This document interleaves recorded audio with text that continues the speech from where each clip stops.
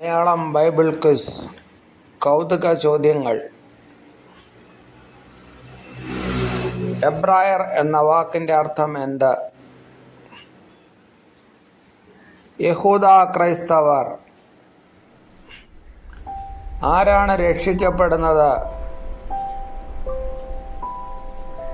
അന്ത്യത്തോളം സഹിച്ചു നിൽക്കുന്നവൻ. ആകയാൽ നിങ്ങൾ വിഗ്രഹങ്ങളോട് അകന്നിൽപ്പൻ എന്നെവിടെയാണ് പറയുന്നത്? 1 യോഹന്നാൻ 5:21. ഏറ്റവും കൂടുതൽ ആൾക്കാർ മാനസാന്തരപ്പെട്ടത് എവിടെ?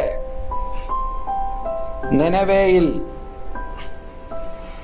പഴയ നിയമത്തിലെ ഏറ്റവും ചെറിയ വാക്യം ഏത്? മോഷ്ടിക്കരുത്.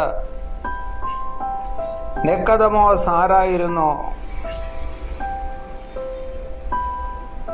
പരീശ പ്രമാണി. മുമ്പേ അവൻ്റെ രാജ്യവും നീതി അന്വേഷിപ്പിൻ, അതോടുകൂടി ഇതൊക്കെ നിങ്ങൾക്ക് ലഭിക്കും. എവിടെ എഴുതിയിരിക്കുന്നു?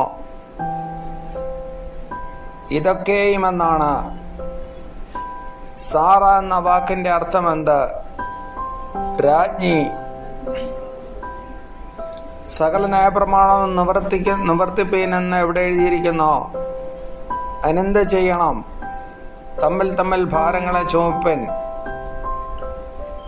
റോമാസഭയിൽ നന്നായി അധ്വാനിച്ചവൾ ആര്? പെർസിസ്.